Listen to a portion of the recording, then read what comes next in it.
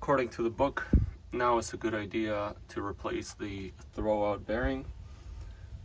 I think it's a great idea because I have been having some noises here in the back. I'm not sure what they were coming from, but since the engine is out, I might as well change this. So I brought my needle nose pliers, new clips, new bearing. I'll try to pull these out and then install the new ones.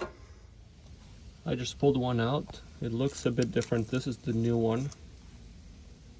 I'm hoping it's long enough because this springy part will hit, so the useful length is only the part after the springs.